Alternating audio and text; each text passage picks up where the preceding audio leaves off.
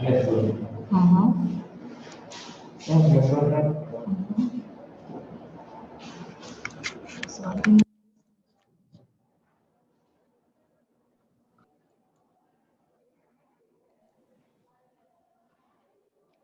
dia, pessoal. Bom dia. Vocês estão hoje, tudo bem? Bom dia. Sim. Sim. Estamos prontos para a nossa aula. Vou esperando aqui só todo mundo entrando, tá certo? Vou comentando aqui, bom dia. O que nós vamos ver hoje, né?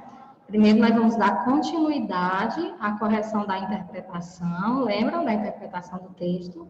Que começamos ontem, estão lembrados? Sim? Sim. E depois nós vamos adentrar no estudo, certo? Da parte gramatical, que é a parte de vozes verbais, tá? É um estudo muito importante, então vamos ficar atentos à aula, tá? Tirar suas dúvidas.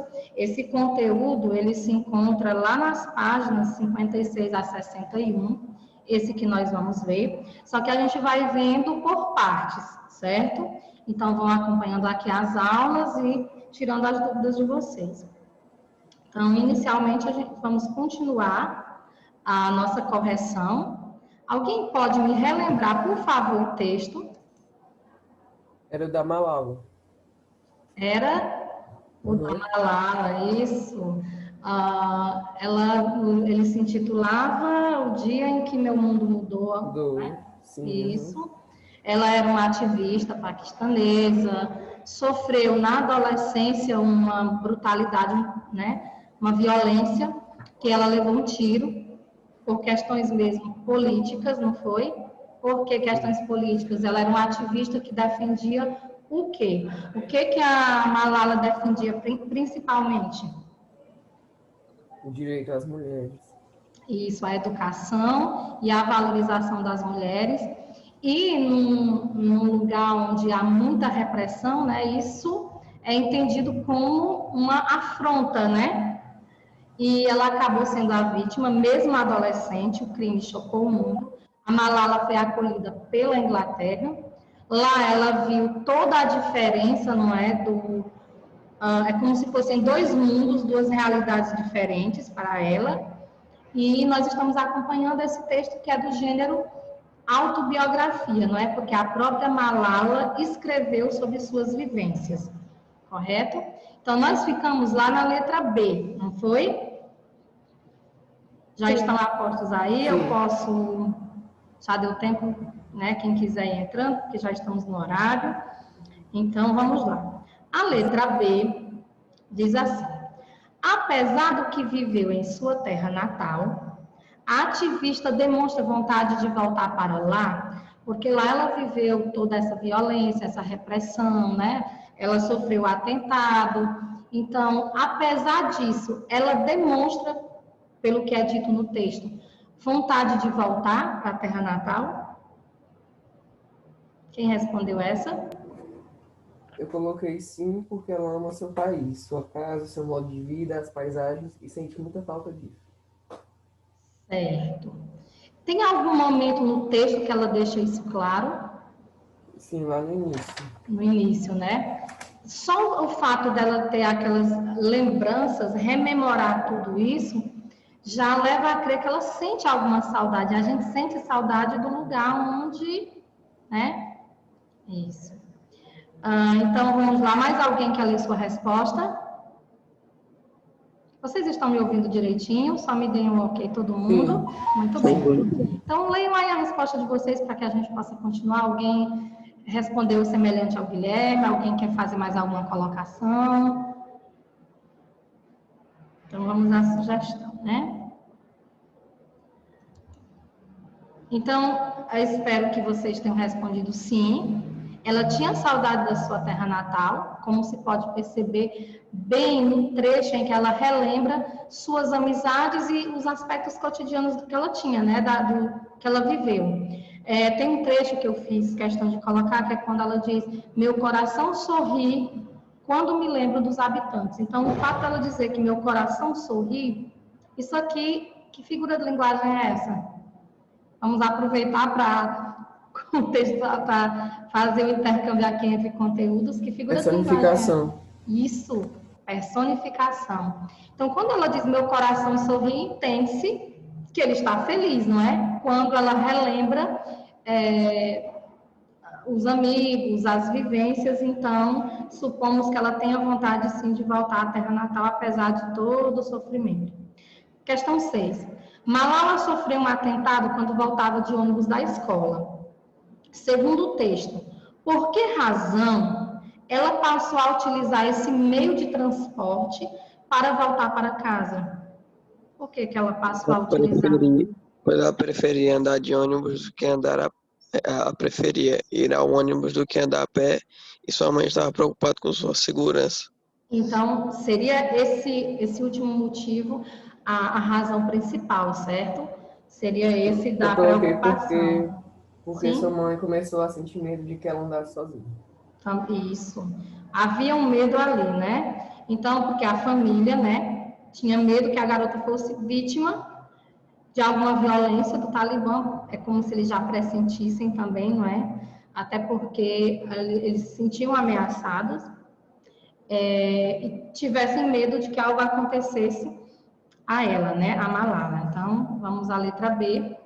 Malala sabia dos perigos que corria. Ela sentia que poderia ser vítima de um atentado do Talibã? Como é que vocês me responderiam? São duas perguntas. Então, ela sabia do perigo que corria? Sim. Sim. Assim, eles já imaginavam que a família pudesse ser ameaçada, não é isso? Agora, ela sentia que poderia ser ela a vítima do atentado? Não, seria o pai. Ela acreditava que era o pai. Ela acreditava que era o pai, exatamente. Alguém discorda? Todos estão acompanhando? Só Raimundo e Guilherme estão participando hoje, Então, vamos lá. A Malala sabia que sua família vinha sendo ameaçada, né? Então, ela tinha noção dos perigos que corriam. Mas ela sentia que poderia ser vítima do atentado? Na verdade, eles acreditavam que o pai, né, fosse a vítima principal. Talvez por a questão de ser adulta, ela era apenas uma adolescente, não é isso? 7. Vamos à questão 7. Releia o trecho. Alguém pode, para mim, por favor, reler esse trecho? Posso ler, tia? Sim, por favor. Quem é Malala? Perguntou. Ninguém disse nada, mas várias das meninas olharam para mim. Eu era a única que não estava com o rosto coberto. Isso. O uso de véus e coberturas no rosto e no corpo de mulheres é uma prática que remonta a diferentes tradições religiosas, né? Então, no entanto, movimentos fundamentalistas, como o Talibã, fizeram dessa prática uma imposição, tá? Já não era uma, digamos assim, uma tradição que você abraça, mas muito uma imposição, algo que te impõe, que te subordina aquilo. Então, tendo em vista essa informação, por que Malala ressalta o fato de não ter o rosto coberto? O que isso poderia indicar? Antes de vocês me responderem, vamos só observar, aqui nós temos algumas vestimentas, certo? Vocês observam que a gente vai dar aquelas mais de leve, que deixam rosto e pescoço à mostra, saíla, né? Aquelas que vão, vai diminuindo, o pescoço já não aparece, né? Hijab. Aqui nós já temos uma amostra maior do rosto, né? Aqui tem um novo formato de uso do véu. Aqui já aparece apenas os olhos. E nessa vestimenta, essa vestimenta aqui, pessoal, é interessante. No lugar dos olhos, não é que ele esteja à mostra, tem uma tela. Tipo uma tela que permite que você, claro que não deve ser muito confortável a visão, mas que permite você ver, mas os olhos não estão à mostra como acontece aqui, certo? Então, tendo em vista essa informação, por que Malala, lá nesse final aqui, ela ressalta isso? Eu era a única que não estava com o rosto coberto. O que isso poderia indicar? Ela se impôs ao que o Talibã determinava. Que ela se impôs ao que o Talibã determinava. Se impôs Agora, ao contrário, as tradições. Ela agiu de forma contrária. Ela se opôs àquelas imposições, né, que eles determinavam. Bom, eu acho que aqui dentro do texto tem duas razões possíveis, certo, pessoal? Só um momento. Tem duas razões possíveis. Que seria o fato de mencionar não estar de rosto coberto, pode ter, primeiro significado, facilitar o reconhecimento de Malala por parte do atirador. Talvez ele tenha sido colocado no texto esse detalhe para mostrar como foi fácil ele identificar a Malala, já que ela era a única que não tinha, né? E também por esse motivo que vocês colocaram agora, que é um forte motivo, tá? A questão da resistência e do questionamento, né? Diante daquela ordem que era imposta às mulheres pelo regime talibã, certo? Então, a colocação desse momento aí do texto, né? Desse detalhe, vamos dizer assim, que faz toda a diferença, pode ter esses dois motivos. Mostrar como foi fácil reconhecê-la e também a questão de reforçar essa resistência que ela tinha com relação a esses costumes que eram, na verdade, impostos e não abraçados pelas pessoas. Até aqui alguma dúvida, pessoal?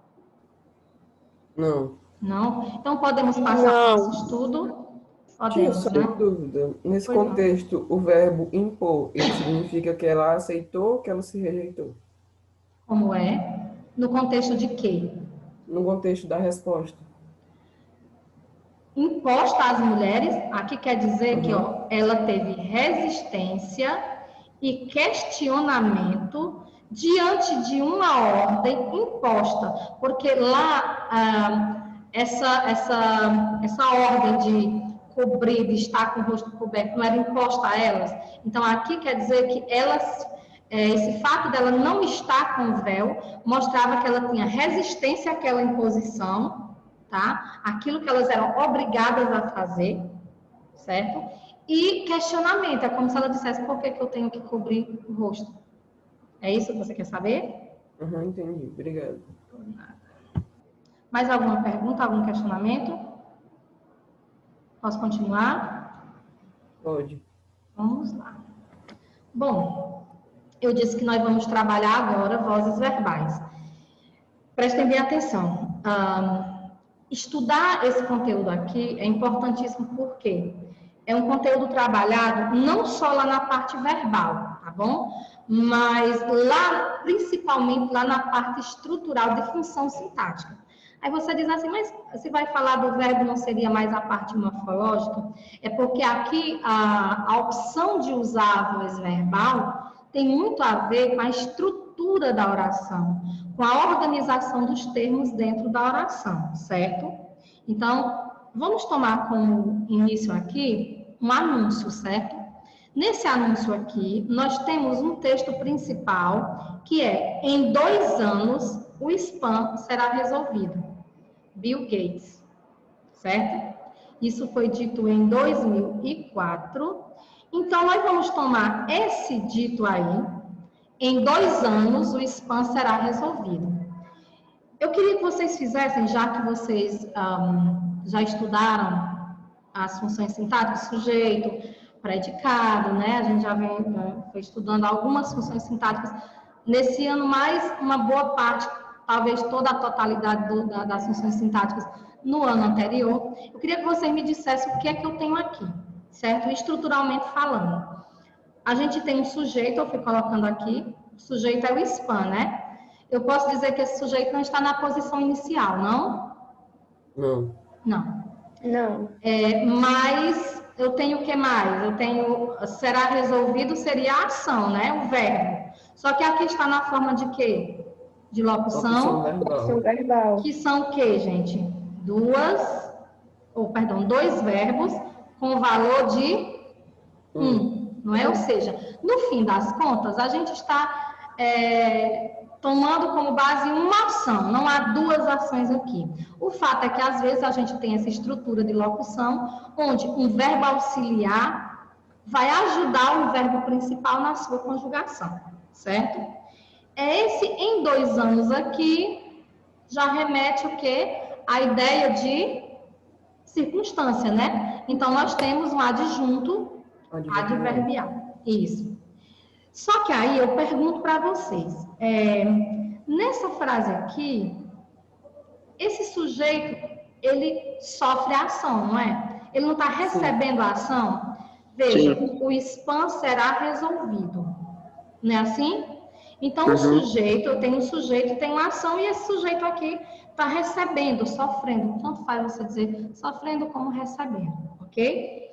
Só que aí, se eu tenho um sujeito que sofre, como eu tenho aqui, está faltando alguma coisa, não está?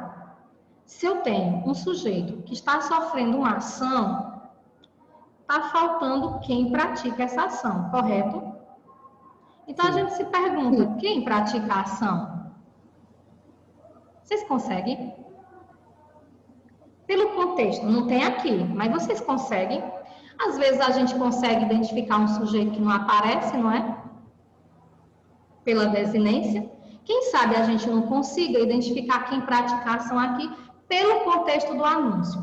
Então, vamos voltar ao contexto do anúncio. Em 2 anos, o spam será resolvido. Quem disse isso? Dá para ler direitinho? E aí, quem pratica a ação? Vamos imaginar, se quem vai resolver, quem vai praticar essa ação aqui? Se a gente fosse colocar, em 2 anos, o spam será resolvido por quem? Como que vocês colocariam? Pela equipe técnica. Ok? Não foi. Tem uma sugestão aqui. Poderia fazer assim, né? Em 2 anos o spam será resolvido. Se quem disse isso foi Bill Gates, provavelmente ele está falando em nome da empresa dele, não é a empresa que vai resolver isso, né? Então eu poderia colocar assim. Em 2 anos o spam será resolvido pela empresa de Bill Gates. Correto? Aí eu vou ter quem praticou a ação. Correto? E aí teria aquele sentido mais completo, né? Ok. Lembrando que o sujeito aqui está sofrendo a ação. Mas se porventura eu quisesse dar um maior destaque, porque nesse caso aqui o destaque maior está sendo dado ao sujeito, né? Que é quem está aparecendo primeiro, é quem foi colocado, digamos, em primeiro plano, não é assim? Sim. Digamos que eu queira dar maior ênfase a quem praticou a ação. Então, qual é a minha possibilidade? Alterar essa estrutura da oração. O que eu vou fazer? Eu vou pegar quem pratica a ação e levar para outra função, que é a de sujeito. Vou colocar agora a empresa de Bill Gates como sujeito, tá? A ação tem que continuar, porque vai ser a mesma. Só que como agora o sujeito vai ser a empresa de Bill Gates, que é quem pratica a ação, essa locução verbal foi trocada pelo verbo, por um verbo só, já que pode acontecer isso, tá? Claro que eu tenho que deixar no mesmo tempo que se encontra o verbo auxiliar. Então, resolverá, porque o sujeito agora vai praticar. E quem vai receber essa ação, que era sujeito aqui, nós colocamos na posição agora de objeto direto. A empresa de Bill Gates resolverá o quê? O spam. Então, está aqui agora na posição de objeto direto. Dessa forma, aí a gente colocou aqui, só para constar, o adjunto adverbial, que também poderia permanecer lá no início, sem problema. Entendido? Sim. Sim? Então, veja bem, ó, quem agora recebe, quem agora sofre, está na posição de objeto direto. Entendido? Quem agora pratica é o sujeito, é a empresa de Bill Gates, que nós levamos lá para a posição de destaque. Então, por que eu faço isso? Porque a minha intenção foi destacar, dar maior ênfase a quem pratica, certo? Professora, mas qual correto a ser utilizado? Pessoal, as duas estruturas estão corretas, ok? Não tem o que está mais correto ou não. em que contexto eu estou utilizando, quem eu quero priorizar. Deu para entender? Se eu quero dar maior destaque a quem está sofrendo, eu ponho quem sofre aqui na posição de sujeito.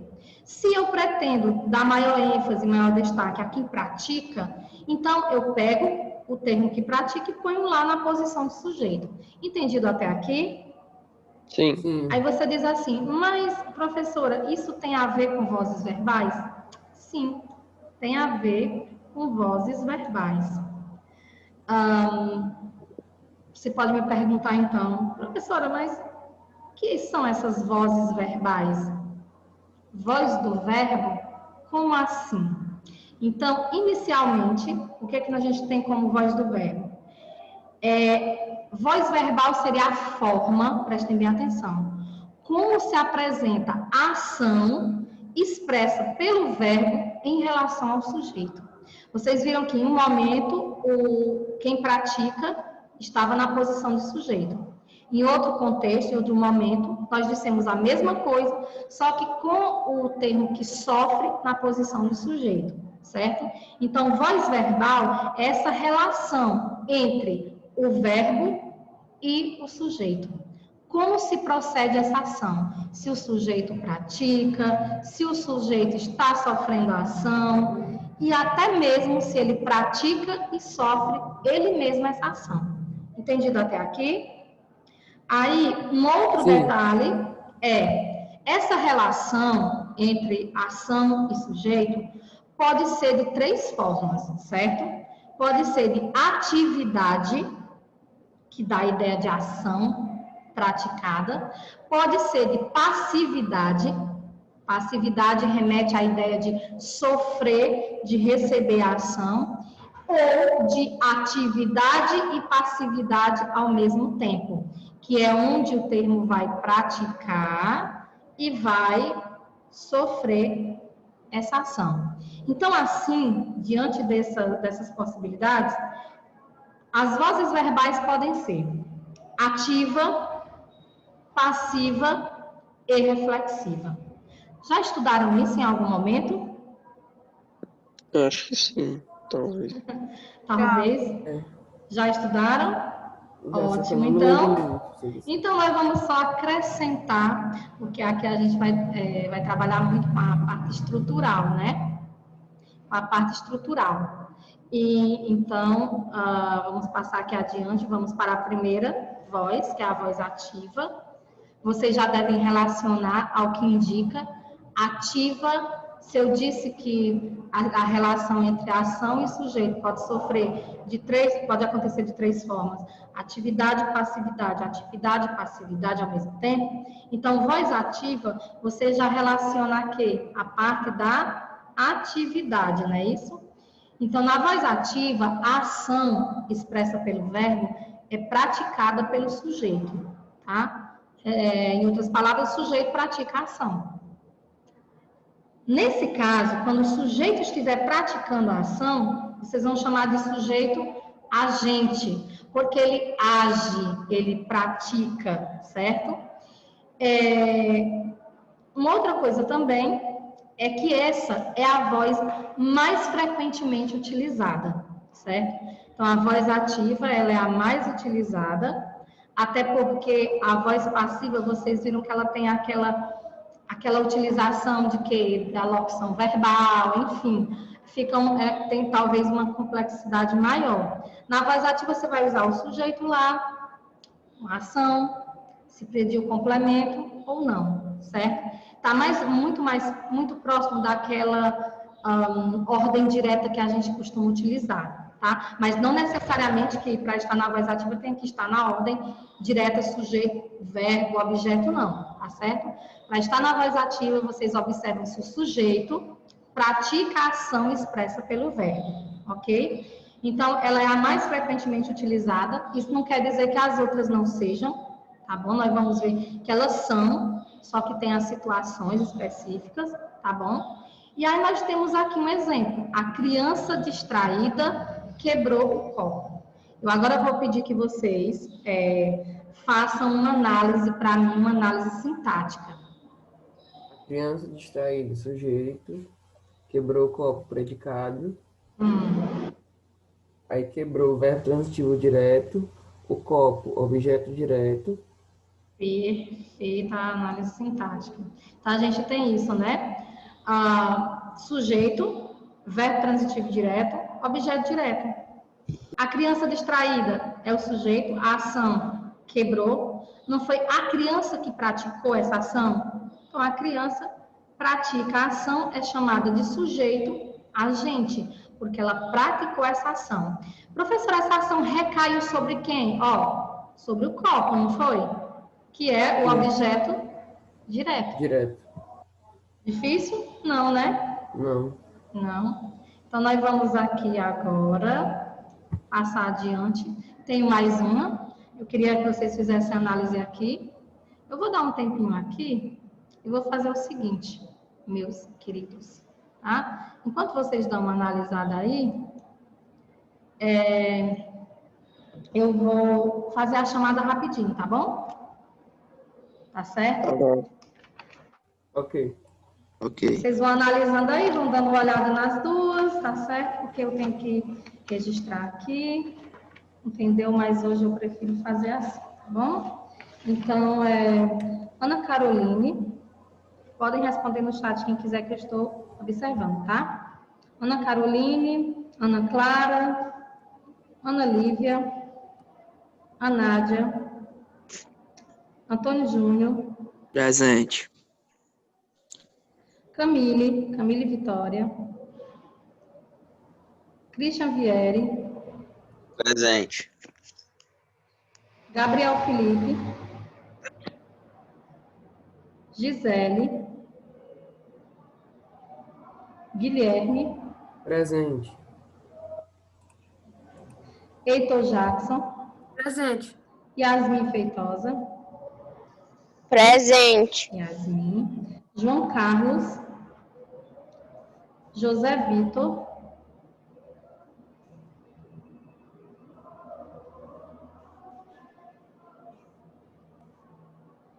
Guilherme está presente. Só um momento. Caio Vitor,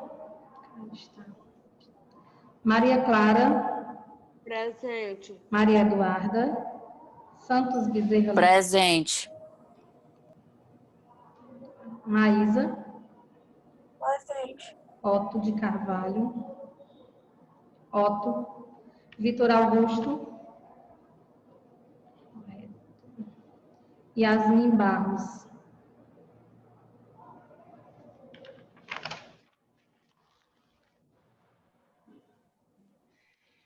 Vamos a Ana Maria, Presente.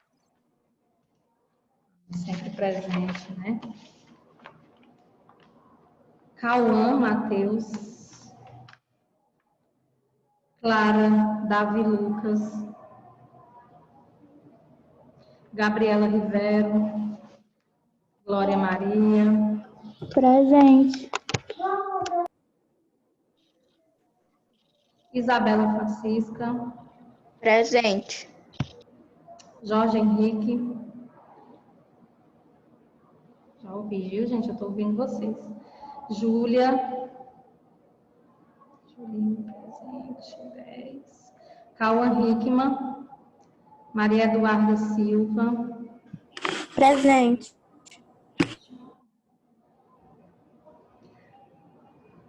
Isabelle. Presente. Matheus Rafael. Milena. Raimundo.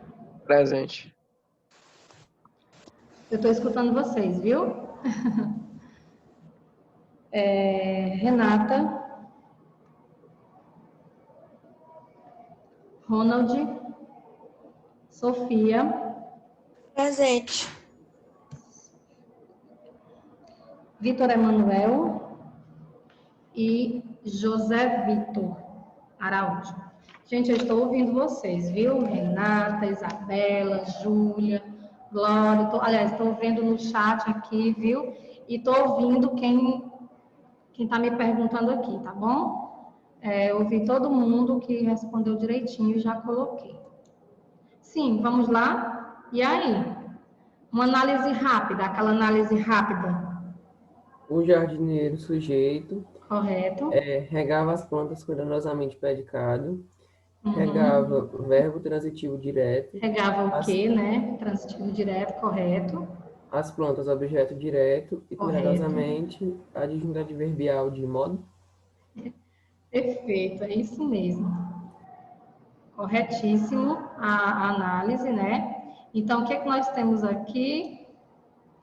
O sujeito jardineiro regava a ação, esse sujeito está praticando a ação, não é isso? O jardineiro está regando, então ele pratica. Sim. Praticou a ação, sujeito agente, não é isso? Essa ação recai sobre quem? Objeto direto, certo? E aí, nós temos uma voz ativa. Vamos lá para o outro exemplo. Ele escreveu um livro interessante. E aí? Sujeito Sujeito ele, que é o sujeito agente, escreveu um livro interessante, predicado, escreveu o verbo transitivo direto, correto. livro interessante, objeto direto. Certo. E esse sujeito, pessoal, ele pratica ou ele sofre? Ele Pratica. pratica. Foi ele que escreveu, então ele está praticando essa ação. Que recai sobre quem? O livro. O livro, muito bem, que é o objeto direto. Então, temos nesses exemplos, exemplos de voz ativa, que é a nossa preferência, sim. Vocês fiquem atentos ao dia a dia. Quando a gente vai estudando, não sei se acontece isso com vocês. Talvez por eu já trabalhar muito com todos os assuntos, mas quando a gente está estudando mais a fundo determinado assunto, a gente fica observando a construção das pessoas, a construção, por exemplo, se eu estou lendo um livro, vai fazendo aquela análise, vai desenvolvendo essa habilidade de fazer análise, né? Então, vocês vão observar, se vocês entenderam direitinho a voz ativa, que as pessoas têm essa preferência da voz ativa, né? Voz passiva. A gente está fazendo um estudo, presta atenção, inicialmente rápido, para entender o que é ativa, passiva, reflexiva, tá bom? Depois nós vamos estudar mais a fundo as particularidades de cada voz, se elas assim tiverem, né? Então, voz ativa, ou voz passiva, perdão. A voz passiva, a gente já associa a ideia de passividade, né? Porque eu disse que é atividade, passividade ou as duas coisas ao mesmo tempo. Então, quando eu digo voz passiva, a gente já relaciona a passividade. Então, a ação nessa voz, expressa pelo verbo, é sofrida, recebida, se vocês quiserem assim dizer, pelo sujeito. Então, aqui na voz passiva, quem ocupa a posição de sujeito não vai mais praticar, vai sofrer, vai receber a ação expressa pelo verbo, ou melhor, pela locução verbal, porque aqui na voz passiva, no seu tipo principal, mais usual, nós fazemos uso do verbo, da ação, na forma de locução verbal, tá? Isso a gente vai ver mais adiante. Então, esse sujeito agora que sofre é chamado de sujeito paciente, tá bom? Essa passividade, né? Deixa eu ver se a gente tem mais uma particularidade. Essa voz, ela é empregada quando se quer dar mais ênfase à pessoa ou coisa que é afetada pelo processo do que aquela que o produz. Então, é assim, gente, a opção de ativa ou passiva, porque, por exemplo, se eu disser, eu escrevi o livro, sujeito, quem é? Quem é o sujeito? Eu escrevi, praticou ou sofreu? Praticou, isso. Se pratica, voz ativa. Se eu reescrever numa outra estrutura, o livro foi escrito por mim. Quem é o sujeito agora? O livro. O livro, isso. Quem pratica, que sou eu, está lá no final da oração. Então, a escolha de ser voz ativa ou passiva não altera o sentido, tá? Do que você quer dizer. Mas vai haver essa, digamos, essa visão de esse objetivo diferente. Porque na ativa, o contexto prioriza quem pratica. Na passiva, o contexto prioriza quem sofre a ação. Deu para entender? Então, isso é muito da intenção do interlocutor, da pessoa que vai fazer uso da escrita ou da fala nessa voz passiva ou ativa. Deu para entender, pessoal? Sim. Sim. Então, vamos lá. Vamos analisar. Quem é o sujeito aqui? A carta de solicitação foi digitada pela secretária. A carta de solicitação. Solicitação. Sujeito. Olha a ação. Foi digitada. Digitada. Digamos que a ação é digitar, mas está na forma de locução. Foi digitada. O sujeito aqui pratica ou sofre a ação? Sofre. Sofre. A carta é o sujeito, então ela está sofrendo, ela não está praticando a ação de digitar. Ela recebe, ela é alvo dessa ação. Quem pratica? Secretária. Secretária. A secretária. Então, veja bem, nessa voz passiva aqui, nós vamos ter um sujeito que sofre, recebe a ação, que é essa, na forma de locução verbal, foi digitada. Esse sujeito é chamado de paciente, porque ele recebe ou sofre, e o termo que pratica vai ser chamado de agente da passiva. Deu para entender? Por que, professor, esse nome agente da passiva?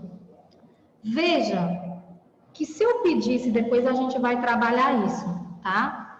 A gente vai trabalhar as transformações de uma voz em outra. Mas eu vou pedir, sem nenhum compromisso de vocês responderem corretamente agora. Mas se a professora quisesse priorizar quem pratica, como é que eu deveria escrever? Na voz ativa. Como é que vocês acham que ficaria na voz ativa, colocando quem pratica como sujeito? No caso, a secretária. A secretária digitou a carta de solicitação.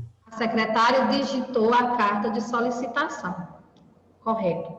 Então, veja que lá, a secretária, sujeito, digitou, é o verbo, digitou o quê? A carta de solicitação é o objeto direto, que estava recebendo. Na voz passiva, mudou de posição os termos e de função, né? Agora, o que era objeto veio para cá, não foi? Como sujeito. Sim. Então, está sofrendo a ação. A ação está aqui na forma de locução verbal e aquele que praticou vai receber o nome de uma função chamada de agente da passiva. Prestem bem atenção. Essa função é integrante, tá? Se é integrante, eu quero dizer o que com isso? Se faz parte do grupo dos integrantes. O que a professora quer dizer com isso? Um termo fazer parte dos termos integrantes quer dizer o quê? Que ele só acrescenta, que ele completa. Vocês estão me ouvindo? Sim. Estão esquecidos? Termo essencial, termos integrantes, termos acessórios. Os termos integrantes, eles vêm para completar. Estão lembrados? Essencial, sujeito e predicado. Integrantes que completam objeto direto, objeto indireto, complemento nominal, que não podem faltar. Se for retirado, vai, né, tirar uma parte do sentido. E agente da passiva também fica nesses termos integrantes, tá? Por quê? Porque se alguém sofreu uma ação, tem alguém que praticou. Correto? Entendido, pessoal? Então, veja bem, esse termo aqui, lá da voz passiva, que pratica a ação, ele é chamado de agente da passiva. E é esse agente da passiva que nós vamos conhecer, tá bom? Só que acredito eu que vamos ter que conhecer mais a fundo na próxima aula, né? Porque já está quase encerrando, mas a professora vai só dizer aqui que é a característica desse agente da passiva. É o termo da oração que lá na voz passiva designa o ser que pratica a ação recebida pelo sujeito. Isso a gente já viu, né? Então, o agente da passiva é quem pratica a ação quando o verbo está na voz passiva. quando o sujeito está sofrendo. Esse termo, não esqueçam, ele é integrante, tá? Isso é importante, tá? E, geralmente, esse termo é introduzido pela preposição por. Lá vem pela secretária. Lá no exemplo que eu dei a carta, o livro foi escrito por mim. Então, geralmente é introduzido por essa preposição por, sozinha, ou nas contrações, que é pelo, pela, pelos, pelas. Deu para compreender? Eventualmente, isso aqui quer dizer o quê? Raramente é introduzido pela preposição de. Mais adiante eu vou mostrar para vocês exemplos com relação a agente da passiva introduzido pela preposição de, certo? Pessoal, nós chegamos no nosso horário, tá bom? Então, nós vamos ficar aqui no agente da passiva. Hoje, nós trabalhamos 2 vozes verbais, não foi? Assim, por alto. Nas aulas seguintes, que seguirão ao longo do mês, nós vamos trabalhar cada particularidade dessas vozes, claro. Agente da passiva, a gente continua. Ainda faltou uma voz, que é quando a atividade e passividade vão se misturar, mas isso a gente deixa para a próxima aula, que será a nossa, de português, na terça-feira, né? Tem um feriado, não tem? Sim, sim. Então, aproveitem, descansem, não vai ficar atividade agora, e vai ficar, porque vocês têm um livro, tá bom? Vão aproveitando para dar uma olhada no livro, no que vocês leram, fazer um fichamentozinho, personagens, tema, ideia principal, tá bom? Aproveitar para ler quem não leu. Tenham um bom final de semana, um bom feriado, tá bom? E até terça. Tchau. Tia, só uma dúvida. Tchau. A ficha de leitura, ela vai ser na forma de fórum, né? Depois a gente fala sobre a ficha de leitura, tá bom? Tá? Vocês vão lendo, que vai ser na semana do dia 14, eu vou explicar bem direitinho na próxima semana como é que vai ser, ok? Tá. Até lá. Tchau. Tchau. Tchau.